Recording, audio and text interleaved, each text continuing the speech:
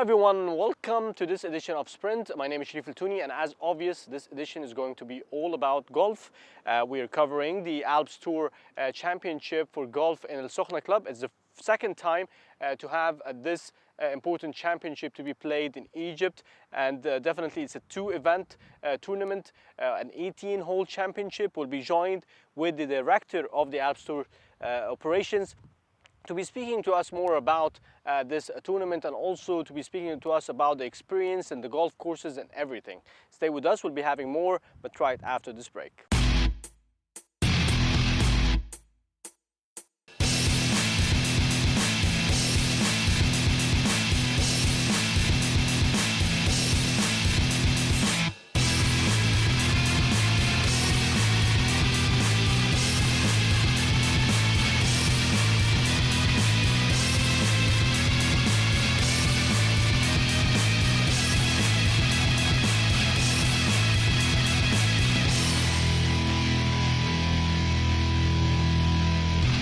Welcome back, you're still watching Sprint, and I have the pleasure to introduce my guest for today. I am joined with Estelle Richard. She's the director of the Alps Tour operations and also a member of the French Federation. I'd like to thank you very much for joining us. Thank you. So it's going to be all about golf, it's going to be all about the Alps Tour. You're here commencing the season for the Alps Tour for 2014 in Egypt at Al Sokhna Club. So if you can tell us a little bit about the experience, it's the second time, and how did it go and how was it organized? First of all, we love the first experience last year. We went there, and the players were really happy with the golf club, with the hospitality here of Sokhna Golf Club and the hotel, and the facilities were so fantastic. So we tried to renew this experience, even it's not so easy this year due to the different political situation. But after a lot of discussion to convince first our board, all the federation involved of the Alps Tour, we convinced a lot also the parents of the young player, because some of them are minors, so it's a little bit scared about their boys.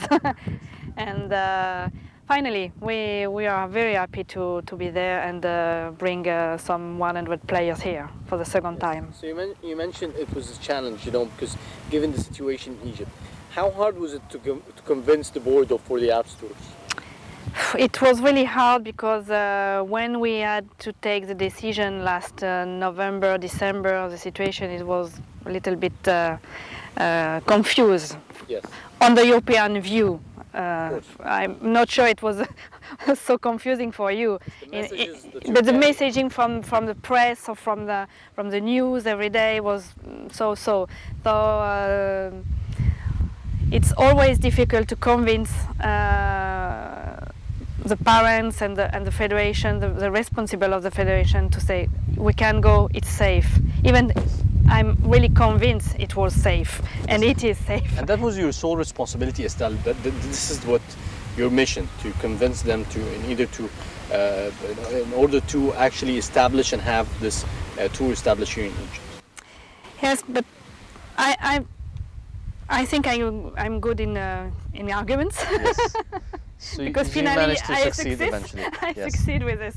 Yes. And no, I explained that we are in really an area really safe, and we are not in the middle of the Plaster here, Yes. in the middle of Cairo, and there is no reasons Yes. to don't come here. So that was the first point, and explain again and we discuss a lot with our foreign departments in Europe, with the French embassy, with the Italian embassy, with the Spanish embassy. Say here, and say no, you can come. There is no problem. So with these messages, reassuring messages from the embassy, we say okay, we can go, and we finalize very quickly the tournaments and announce them before the end of the season in December. Congratulations for the achievement, and definitely it's a great step to have it for a second consecutive time in Egypt, and we should continue the same way. Egypt has reached at a certain point in time that they were almost they had the Challenge Tour and they were almost heading to the European Tour, and everybody is aiming to go back to the track in the upcoming years in order to regain the position of Egypt and holding such an important tours and such important sport, which brings along with it huge industry, definitely from an economical aspect too. Yeah, we know that, and we know that we are a part of this way, and we have a very good relationship with the Challenge Tour and the European Tour, and they have a look on it on Yes. you. Say, okay, you They came consider back. what you're doing. Yeah, yeah.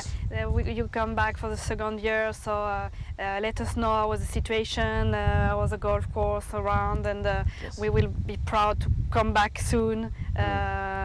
And we help them, and Yes.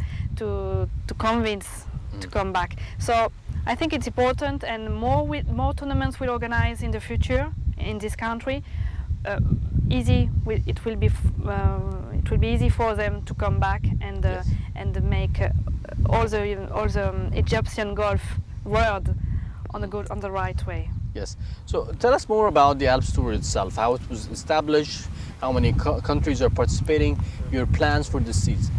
The Alps Tour has been founded in 2001, and with 4 countries around the Alps: France, Italy, Austria, and Switzerland. That we have this name, and we keep this name, even Yes. if we are now in Egypt. We played in Morocco in the past. We played in Spain, in Belgium, and probably tomorrow And this in also Africa. explains what does mean European Tour coming to Egypt. So it also explains that because it's European. Yeah, we are European, but as you know, the European Tour now is an international schedule because it's Yes. going to Asia, Exactly. South Africa. It maintains the name, but it expands to other Yeah, countries too. but because we need to fill in the winter time.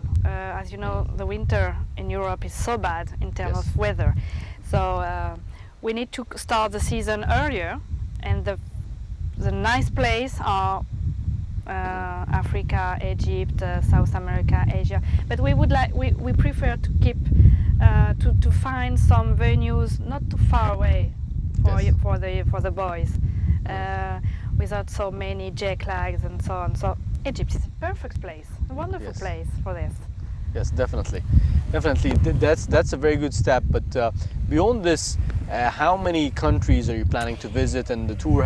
Which countries is it covering? This season we should have 20 events. Don't start here. Then we visit France. We visit 7 countries, 6, 7, 8. It depends on the final tournaments we had. But fortunately, Europe, Italy, France, Spain, Belgium, Switzerland, Austria, and Morocco. in Europe. Yeah, And that's we Europe, are trying to find another tournaments in this area for the final season, Yes. to finalize the season. Yeah, And which is probably winter in Europe at that time. yeah, winter Europe. So you're trying to avoid like the November frame. Anyway, we have to finalize the season end of October. Yes. It's a deadline, Okay. because after that the players are involved the in the break. qualifying school and in the qualifying for the next season on the Challenge Show, on the European Tour, on the IGN, etc. So Yes. we need to end the season end of October. And how many players are like registered within the Alps Tour, and how are they progressing? And the amount of players that are playing across, the full season itself. We have approximately 150 players, regular players, who play a full season again. Then you can add more than 900 players, the national players, because our system is we invite all the national, every time we invite a lot of national players to share the goal, to share Yes. the dream with us, Yes. and to make them more improvement in their game, and to give them the opportunity to play. Yeah, Yes. amateurs and professionals too. Yes, so basically if you can give us the objective of Alps Tours, because Alps Tours is a step right before the challenge, and like we mentioned, the players, if they qualify, they head towards the European Tour. So, Yeah, our goal is to learn the young players and to give them the more opportunities to play, to give them to learn them the life on the professional tour. yes. And help them to go up on the challenge tour. Yes. Because at the end of the year, the top 5 of our tour will give their cards to play on the challenge tour. And yeah, we are like a school, or the university of the European tour. Yes, where you take the amateurs and professional players and you mix them up in these events, trying to get the best of the best. But don't you think 5 is a little bit of like challenging for, like, almost 1,000 players are playing across the season, so having only 5 out of them? Unfortunately, yes. Yes, it's little, right? We would like to have 20. So this is the rules of the challenge But tour. it's a rule of the challenge tour, because our level, or it's a satellite tour, is organized with 4 satellite tours in Europe, separate in different areas, one for the UK, one for the Scandinavian countries, and Central Europe and East Europe. So that the deal at the moment is everybody have 4 or 5 spots for the challenge tour. But we are working harder and hard to expand this. to expand this. But What it's is a long battle, and the long with the European tour is very strong. And so with the most broad and common name, which is challenge, this is like the generic name, other than Alps, and which is related to Europe, or European. So the challenge, the more broad thing, which is also in the middle, intermediate, where the players go to the best thing in the big game. Is it the rules of the challenge tours to establish only 5, and why do you think there is a challenge in exceeding this number? I don't know exactly. Every year we have a long discussion with the challenge tour to expand it, and it's a big lobby with them.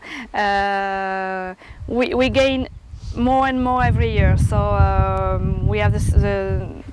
We have the last news is we will enter in the world ranking. That's a big step for us. Even if we keep 5, at the end of the season. But we had more spots to enter our boys in the final stage of the qualifying school. So step by step we have more. We're trying to have more, but it's a strong discussion with them. Definitely, it's definitely a tough one. Now, if we look, you have a different hat also. You have another hat, which is you're a member of the French Federation, and you're taking care of the professional players and trying to bring the best of breeds of professional players. My question to you is about Egypt. So Egypt now is on the map in terms of holding such important tours like the Challenge Tours or the Alps Tours. But in terms of players, we don't really see much of Egyptian players who are professionals and moving within higher ranks. In your opinion, I know it's only the second time for you in Egypt, but your judgment as an expert in this. I think we need to find a solution to involve more the Egyptian Federation, because I think it's very important that Egyptian players play in Europe now, or because some of them are really good, some juniors are really good, and I think they just need a little bit improvement to play on the tour. It's just a matter of goal for the Egyptian Federation. Do they want to have some professional players? Don't they? We don't know. But the next important thing that the Olympics game, the golf is back in the European Games. In Brazil next time, but it's very short time. It's short time to have a very good player at this level for the next time. But in 2020 should be a challenge for the Egyptian to be in the system. So that means for such a federation is to to establish a plan to give time and to give maybe money to the players to support the players to play outside the Egypt, to learn more. Of course. Because it's one of our mission to help them and bring some tournaments here, play with us, join us, see how it works with the professional or the young amateur players area. But we would like to take some of them, bring in Europe, Yes. take And 3 the weeks, opposite, 4 weeks with us, twice a year, see how it works, and improve This more and more. exchange of experiences. For us, it's very important because we have to always work in terms of cooperation with all countries we visit. You want to bring better players. Yeah, So definitely. You have this, you're probably doing tracking for the players that you are having and they are achieving. So if you can give us examples of players, because now it feels like you mentioned it's a school. So, but again, you're focusing on the younger generation, which is great. So, what is the examples that you can give us of players who have managed to achieve heading to European tours and even winning? We have one. I have one right now. Is a French guy, Julien Ken, who won the Order of Merit in 2007, and he won on the European. He's a European Tour player yes. now, and he won his second victory last year during the Italian Open, and it was fantastic to see such a young guy play now on the European Tour and won. And we have the same with an Austrian guy, Bernd Wiesberger, who won too. We have some regular players now on the European Tour, like Matthew Baldwin, an English guy who play in US too. So maybe, I don't know exactly the number of old members Yes. who are But you on can the see tour. progress, you can see. Yeah, definitely. And for the boys, it's very important to see that some of the past members succeed on the European Tour or in US. So it's a good goal for them. Do you see any extra, because there is this perception of this rich game, the elite game, not everybody can play it. But now heading towards the Olympics, things might change, in terms of the amount of players that want to register. Did you see any change in demand after the success of the inclusion of golf as a game within the Olympics in the upcoming 2016 version? I think the game and this sport has really has changed a lot in the last 5 years, 10 years. I think we can consider it less a rich sport, because when I see the young guys, they are not rich at all. For the Olympics, I think it will be very difficult now, because the tournament tournament format is just 60 players, 60 men, 60 ladies, so it's not a lot of players, and probably the winner will be America or the best European teams or something like that, and the African players shouldn't be very well represented. Maybe South African for the first time, but not a lot. But in the future, I think it will be different. Demand on this game will change heading towards 2020. So we expect a busy schedule when it comes to the Alps tours. Probably, yeah. In the future, we should have a lot of Asian or in Europe, just to see and trust the place everywhere. The world of the golf world changed a lot. The American tour deal with the Asia and China now. Yes. They put the China tour in the system with the American, and the European tour deal with the Asian tour with the. Yes. There is a battle between America and Europe for the power of the world golf. So we should have. Yeah, so the competition is going to be really high. Yeah. So it's not going to be about this, minimum amount of players. It's going to be expanding massively. So China too will be putting some players within the Challenge Tour and stuff like that. It starts because the Challenge Tour signed three events this year Yes. in China, Yes. and they share the field. Yes. So to invite half of the field Chinese. Yes. And I've seen the result last year, and some of Chinese were very, very good. And Yes. trust not the first three places, but just behind. So I'm sure they will be on the first place this year. Yes, they're going So to excel in that too. Oh, they are challenging. They are so good. They are so good in all sports. So why not in golf? Yes, so we can expect like in a couple of years, the Chinese golf player who's a master, like the Chinese version of Tiger Woods. I think they are their challenge. Yes. I don't know if they are succeed in a couple of years or maybe a little bit more, but I'm sure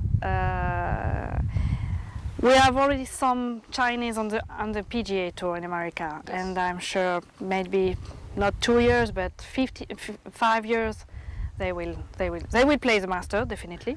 They play, but they play and not make some figuration. They play in the and try the podium.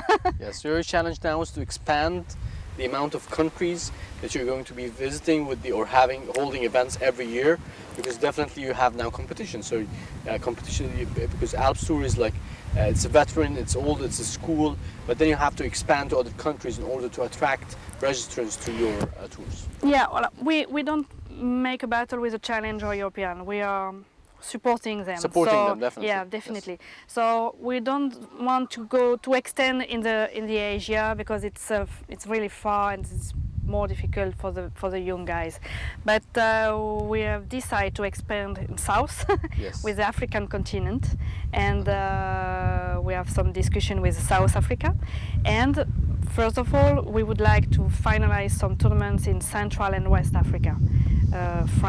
With French and English all countries, and that's the goal. Africa is our goal, because we are happy with the African in general.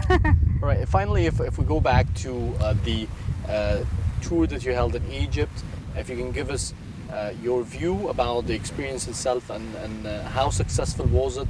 Your evaluation as a director of tour operations, evaluation in comparison also with other tours in Egypt for the second consecutive time. Really, I think we have the two events are maybe. I think I can rank these two events in the top of events of the season, our season, really, in terms of facilities, of the quality of golf courses. If we didn't be really in the top, in the high ranking, in the high ranking, which is and, something really great. Out of 20 events that you have. Yeah, yes. Probably in the top 5. Yes, perfect. So that's a good, and I'm really honest. And if you ask the players, they are really say the same. And it shows also the amount of players who have expanded. It was 78 players, now it's 100 and we would like to have more. It's difficult to have a lot of more, because at this period of period we can play more than 100, 120. So that's the maximum we can play on a golf course. But we would like to extend our period here. Yes. We play just 2 events this year, and our mission is to finalize 1, 2, or 3 more in the future. Yes. And to give them the opportunity to stay 1 month here and practice a lot and discover other venues, other cities in the country, and to show that Egypt is ready to come back on the place. Right, finally, Estelle Richards, the director of the Alps Tour operation. I'd like to thank you very much for joining us. It has been a pleasure. Thank you very much, you. Now let's move on now for a short break, and we're returning back for more.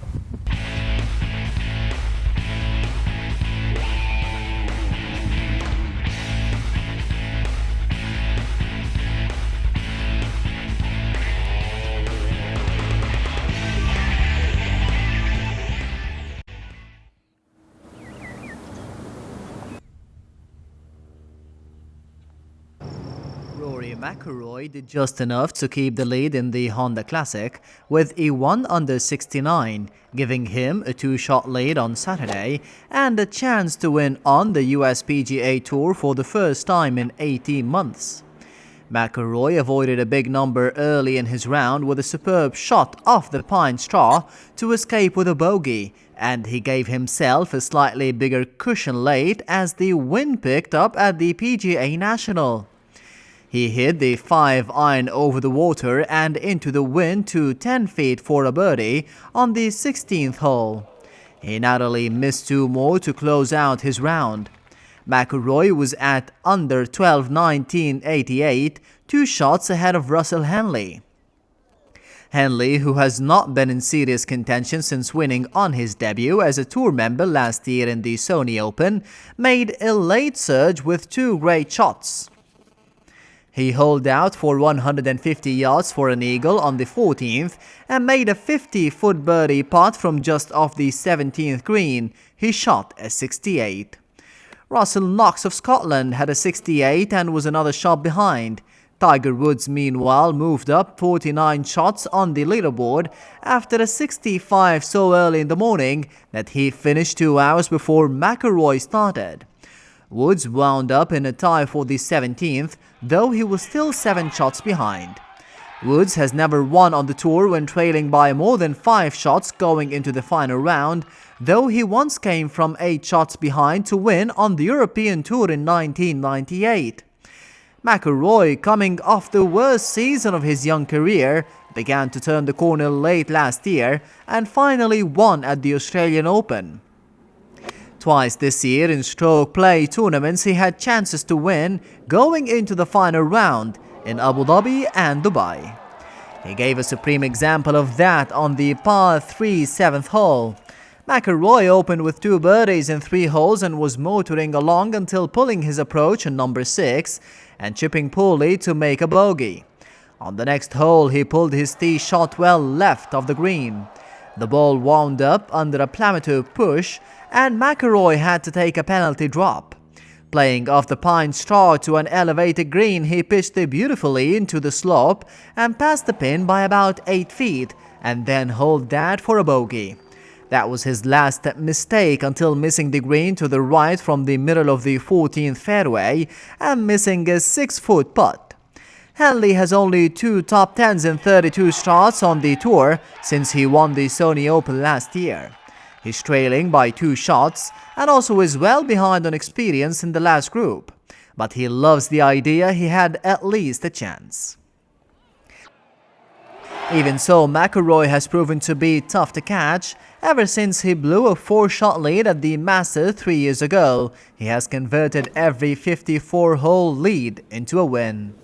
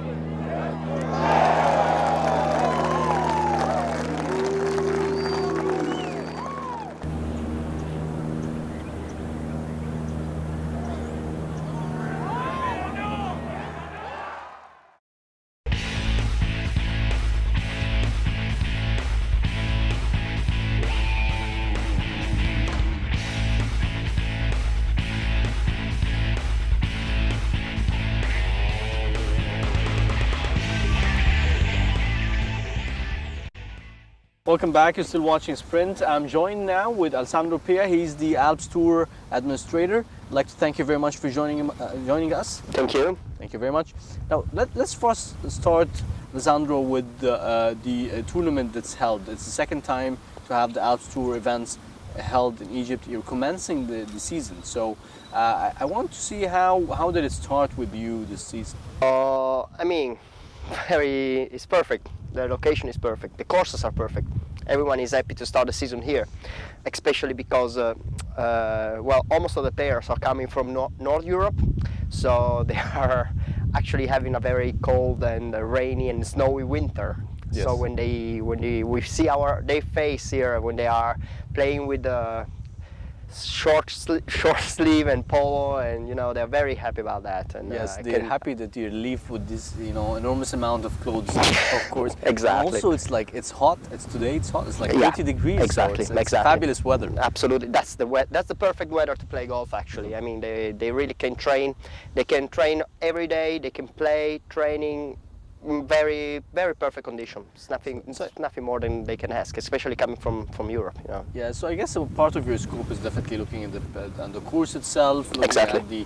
at the stay. So you're like arranging every details about these events. So it's not an easy thing to be knowing everything, and you're almost having like 20 events, as I understand, across the year. So if you can explain to me the experience in Sokhna Club. Well, the courses are quite new, but quite good. When we came last year, first the courses were just open, so we can saw they were really new, and some part of the courses were just ready for the tournaments. Well, this year I cannot believe how in 1 year both courses progresses, and even the players who we spoke yesterday with a couple of players, and say, well, last year we came and it was absolutely amazing already play, and this year we cannot see. It looks like the courses are already more open for more than 5 years, so they're really progressing a lot, and I can see that from experience. It's like we play really two of the best courses of the season. I'm honest.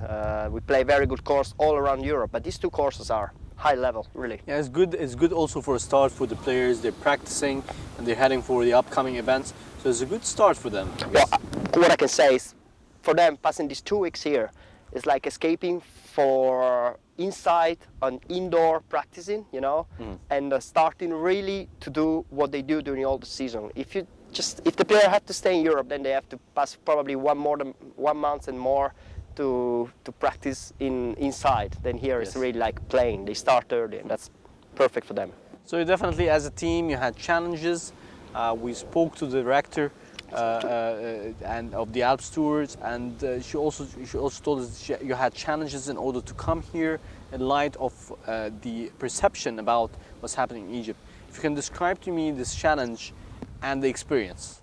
Well, if I have to be honest, when we came, there was a few television, few news in Europe were quite bad concerning Egypt. No problems at all when we arrived.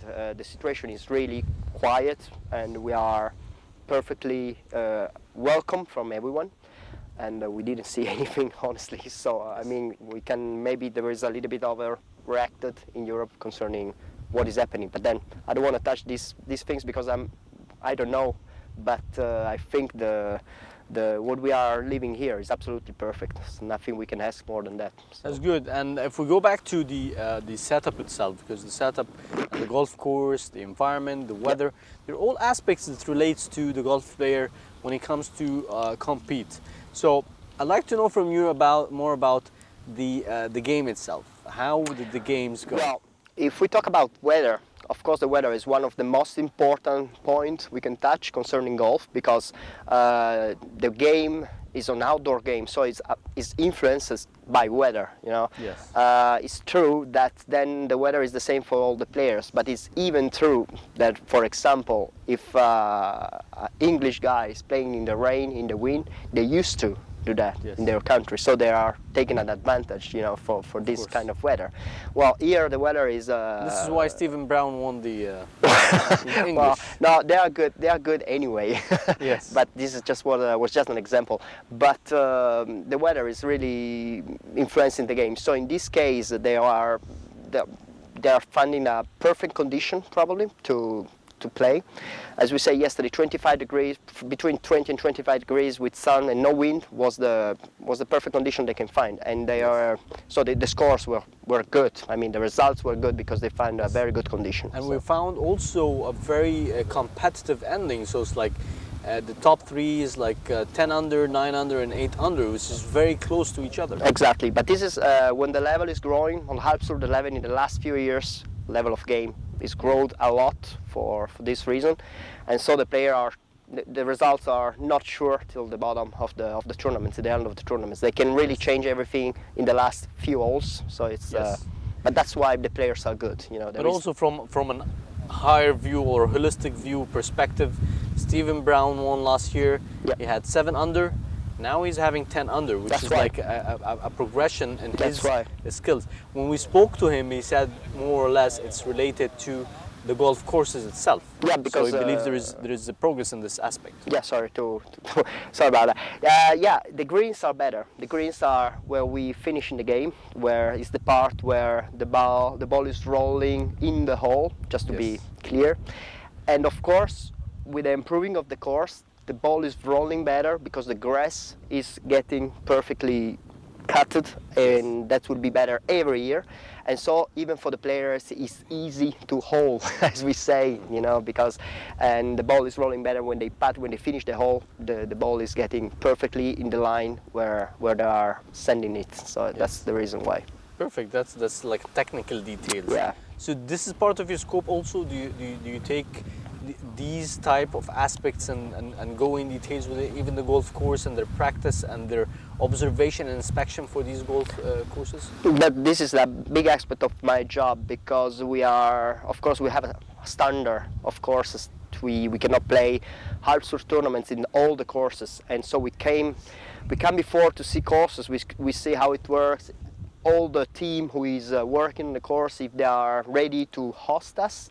And let me say then, the team here is working very well. They really do. They follow our guideline. They follow our suggestion, and the courses are absolutely ready to host a professional events. As I said before, even the design of the course and everything is really set in the best way possible for our player. And yes, that's, and we're actually living this, looking at the greenery and looking at the grass on the course itself. It looks really smooth and flat, and I know it depends technically on this slopes and stuff. How is it going also on this golf course? Well, it's good. Everything is setting. If we compare with the new courses, what I can find is the new courses is growing better. And there is more. Now I have to use some technical words to to explain you how it works. The green area, the grass area, are put in between the deserts, so we can call that. You can see really the green line of the golf course, and to the side you can see this what we call waste area, so the sand area, and that give to the course a very beautiful aspect, because you can really see green and sand. There is these two That's things from together. the beauty aspect, but also from the technical aspect. Does it add value because the boundaries of this course? I was coming there, because then when the balls of the players are going outside of the perfect line, that's they find sand. So this is a aspect that they don't find normally in the European courses. So it's easier for judges. Some players like, some players don't. It's like everything. So it's up Does to. it affect the results? I mean, Can be, but they learn quickly how to manage that as well. It's a new situation for them, and they quickly understand what they have to do to manage it. But from your perspective, it adds something good because you want things in boundary and tight, and according to the guidelines. Yeah, honestly, yes. But in my opinion, I look at as well the view. It's not, we check a lot concerning technical aspects, but then when you are here, you really want to see how beautiful is that. The marketing aspect. Exactly. And concerning the view of these courses, I really love it, and players do. I spoke a lot with them, and but it's technical as well. So can change a lot with the wind. The first days we have few wind, and so the scores were lower. I mean, when I say lower, I say higher. That means then the play was difficult. Yeah, now I understand golf. When you say lower, it's higher. So. And but then it's the preparation of the golf courses is what we can ask. We came before and we tried to put the level difficult, but not impossible, because then it's not fair for the players. So. So Alps Tours is like more or less a school for the amateurs and for professionals to progress, to move to the Challenge Tours and hopefully move up to the European Tours. Yeah. You have your relation with the players. If you can describe to us the significant practice and improvement in those players in order to progress. Well, I think they start to live with all the others professional. Maybe the new guys, the amateurs, are meeting the guy who are playing from 3-4 years on Alps Tour, and they see how they work. They see how a professional has to be at the moment.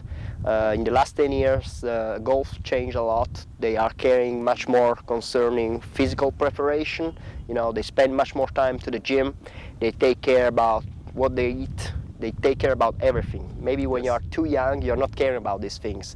But when you see then all the guys who are winning, who are getting better, are caring. So probably you have to start to do that as well. And they are building their career. So it's important. They have to. In all the other sports, it's already like this. You have to work a lot when you are a professional. And golf is actually they're becoming like this. And the young guys are absolutely understanding that.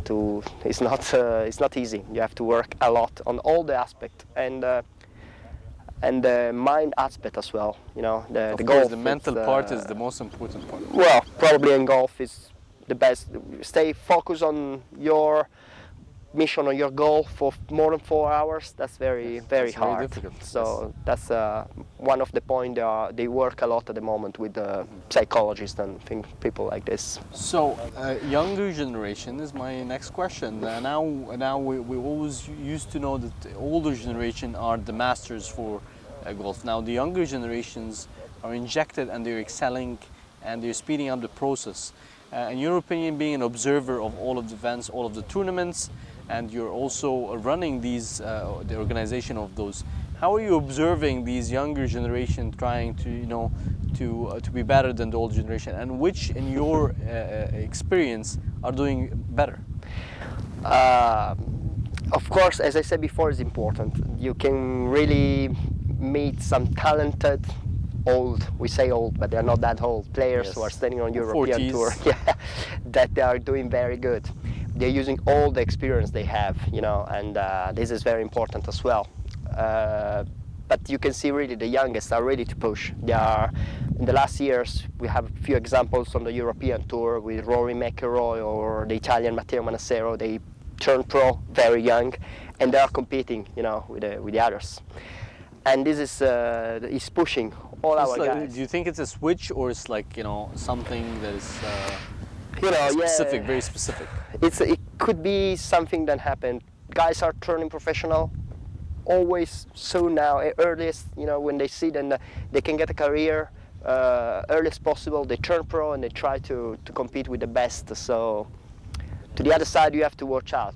Don't get bored too soon. But this is everywhere. If you start early, then you have to be helped by parents, by federations, by all these things. But your question is true. That there is the youngest are pushing. They are really trying to. Yes. Yeah, they try to.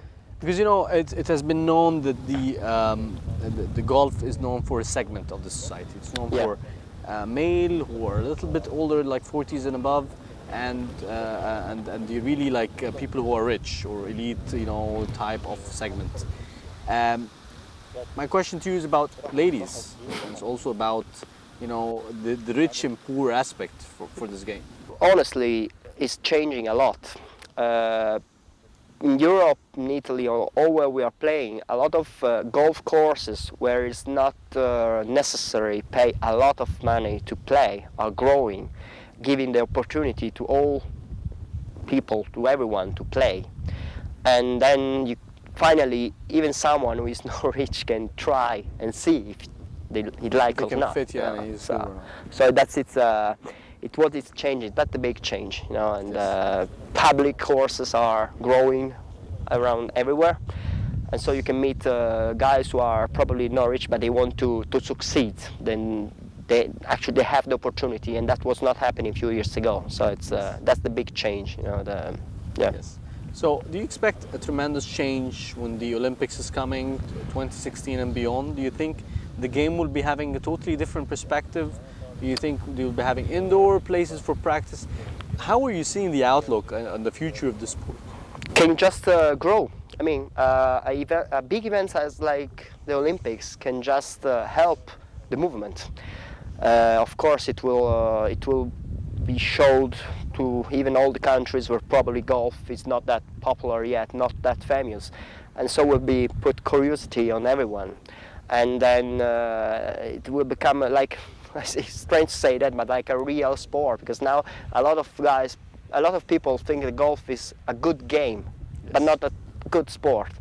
At that level, when they want to be a professional, it's a sport, and the Olympics probably will show everyone that this is a real sport. You know, the guys are sportsmen and girls, but not just that. They're not just playing for fun. Yes. Speaking about Olympics, my final question to you is about the Winter Olympics and Sochi Games. Yeah. You're a skiing instructor, Yeah. so we want to get your view about the Winter Olympics. How are you seeing the results so far? Well, what I saw, the alpine ski, all the big names, all the favorites are getting the medals. Yes. So it's like the usual domination. Yeah, I mean Austria in an alpine ski, but France as well. They get the medals during all the World Cup they were looking for, and all the very big champions are, as always, the big champions are ready when they have to be ready. And the Slovenian skier Tina Maze showed us that when was not that good during all the season, and then she won the first Slovenian gold medal ever. So it's a good example, you know, to see how the preparation is focused on these big events. And I think it was very it is they still on it. It's a very good Olympics game to see how Russia welcomed, and Yes. looks nice. Yeah. And do you think there is significant differences, or is it like the normal? Is there something really outstanding in the results? Well, not really. I mean, as I told you, the gold medal from Slovenia, but then all the rest are what I follow are what I was expecting. The normal. What I was winners, expecting. yes. Yeah.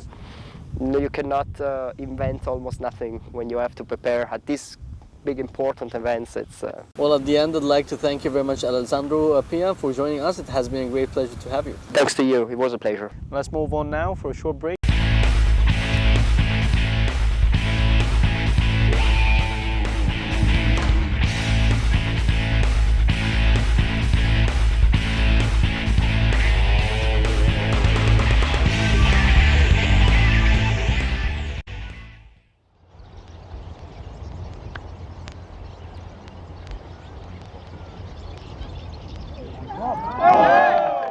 Ross Fisher ended a 4-year European Tour title drought with a 3-stroke victory on Sunday in the Chawan Open. The 33-year-old Englishman finished with a 2-under par 70 on a wet, murky afternoon to win from Northern Irishman Michael Hoey and South African Danny Van Tonder. Fisher, whose last triumph came at the 2010 Irish Open, sealed first place with an eagle 3 on the 15. His medium-distance left to right putt always on course for the pin. It gave him a 4-shot cushion at the par 72, 7,281 meter, the Elks Club Copperfield, the longest European circuit layout.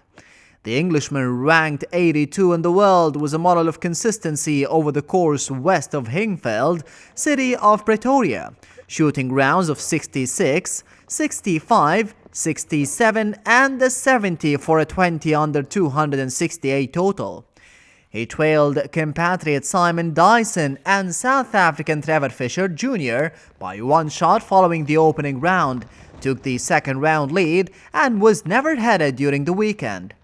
Hoey did slash the 5-stroke overnight advantage for Fisher to a single shot after 11 holes by sinking a long birdie 3-putt. But the Irishman found water with the approach shot at the next hole, was punished with a double bogey 6 and slipped 3 strokes off the pace. Hoey closed with a 68 and Van Tonder had a 6 birdie 66, the lowest score of the final round of the last of the 8 European Tour tournaments hosted by South Africa.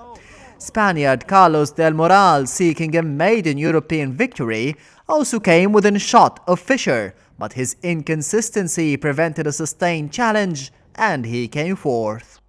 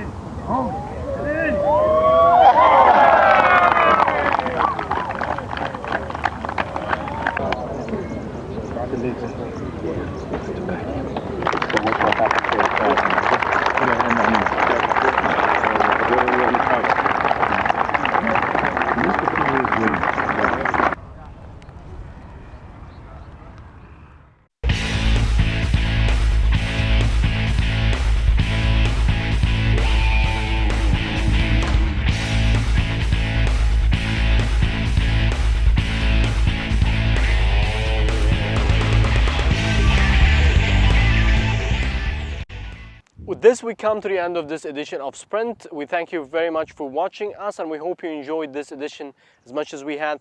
Thanks for watching, and see you next week. Goodbye.